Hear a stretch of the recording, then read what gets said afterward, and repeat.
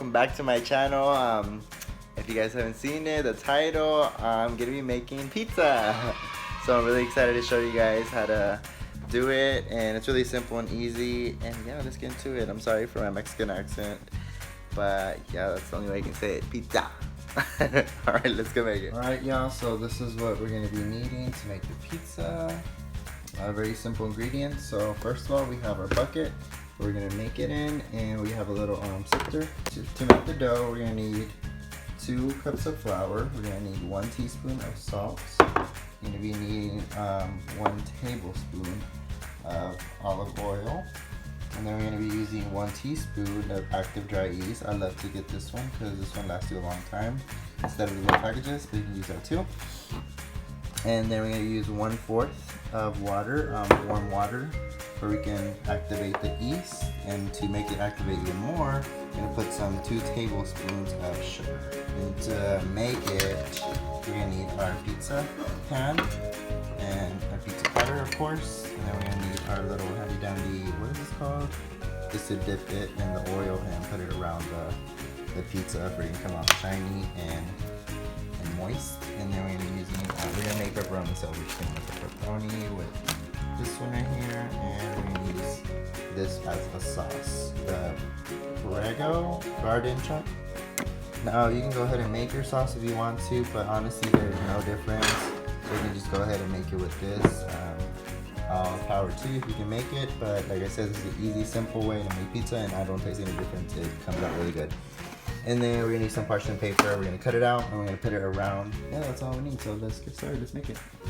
All right, y'all. So let's go ahead and make it. So I'm gonna put my flour inside the sifter. Put our teaspoon of salt. We'll put our tablespoon of olive oil.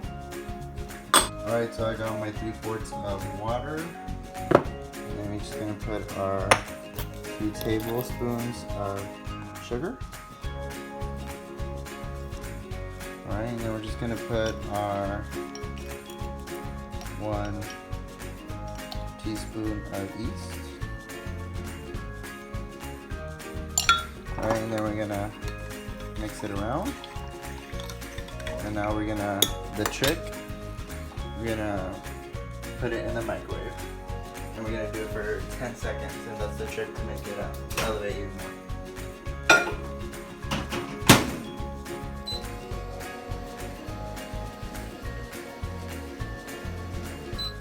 Alright, we're just gonna leave it there for 5 minutes, then we come back.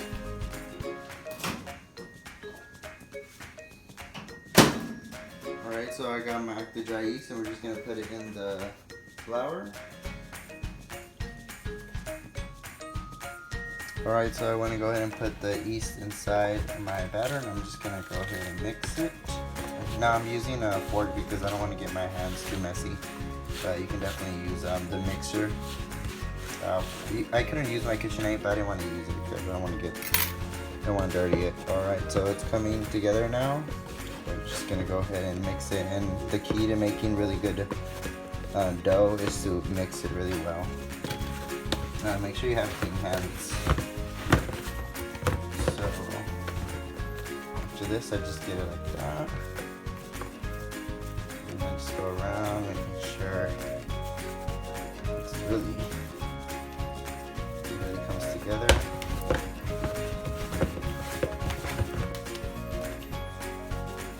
Now I like to squeeze it in like that. I'm just gonna knead it for around like 5 minutes. Alright, so after that, so you see how it looks really nice already? We're just gonna make it into a little ball like that. Alright, so I got some olive oil in my hands. I'm just gonna put it around the dough. Alright guys, so another trick that I'm gonna show you guys one more time, and I already did it with the yeast. I'm gonna do it one more time with the dough. I'm gonna put it in the microwave, and I'm gonna put it for 10 seconds also, and I'm gonna leave it there for 2 hours for it can rise. So let's go ahead and do that.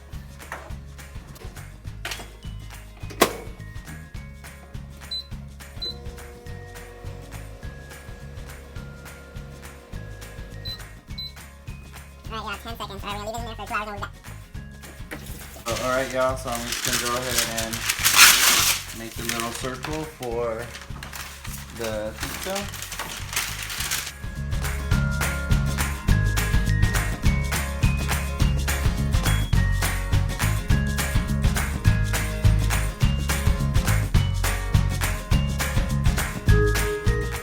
Alright, yeah, so here we go. I went ahead and cut it. I didn't cut it too perfect. I left a little bit of a lip right here because this is what we're going to need to take it out and cut our pizza. So leave a little bit of it. Alright, let's get started with the dough. I made this one already, and this one has been rising for about like 4 hours already, so it's nice and poofy. I'm just going to do is going to go ahead and open it like that. I'm going to put some flour down. Alright. Take it out.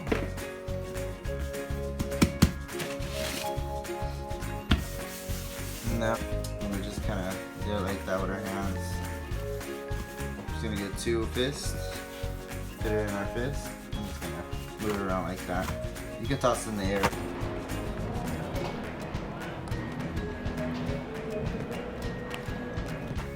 But I'm not gonna do that because I'm not that crazy of a baker.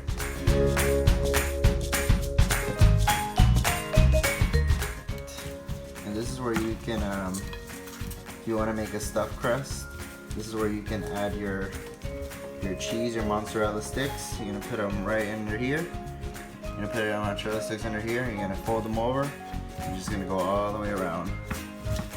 Now that's gonna be for another video if I do make that, but that's how you do that mozzarella sticks. It's really easy. So you're just gonna get it all the way around. Where I got my ingredients. Alright, what I didn't show is the cheese, and I'm using the mozzarella cheese. We're just gonna poke it with a fork. Alright, we're gonna add our sauce.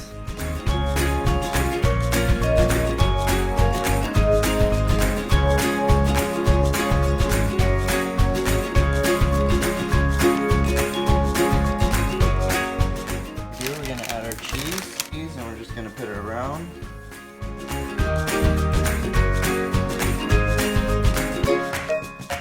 Anyways, the next thing we're gonna do is gonna add our pepperoni, and I like to hold it on like that, and I like to just use it like this. So I'm just gonna put it all the way around like that.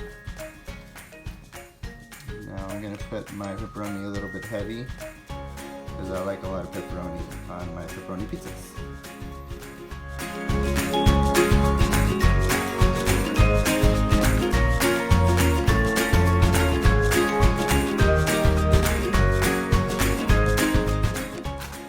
Alright, after that, what I'm going to do is going to put a little bit of oil around the edges where you won't get no dry crust, and I don't like that, so I'm just going to put some oil around. Okay, and then I'm just going to drizzle some oil around on top. Not too much because the pepperoni is going to release some oil anyways. And I'm going to add a little bit more salt on top. Then we're going to add some black pepper on top to add a little bit more color. And you could add anything else if you want on top, oregano, whatever you want to add. But that's all I add to it, and that's it. Alright, we're going to put this in the oven for 350, around for 15 minutes. Alright, yeah, so it's already out the oven. So look how pretty it looks. I kind of let it chill for a little bit, like 10 minutes, because I don't want to work with it too hot. I don't want anything oils to be splashing on me.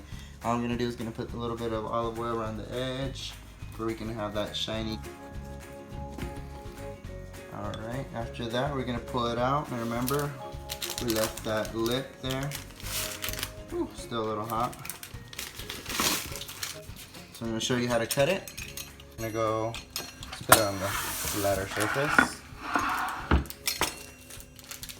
Alright, so we're going to go over here, straight through, turn it, straight through, go right here, straight through, here, straight through. And that's it, perfectly ate. Alright, let's go ahead and try it real quick.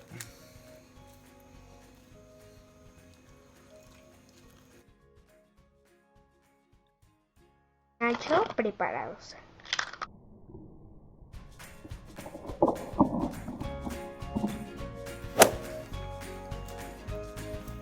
It's definitely bomb jiggity. I would have to rate it like 10 out of 10. It's so good. Hopefully you guys liked it and you guys learned from it. Love you guys. Like, share, subscribe. Have a good one, y'all. Bye.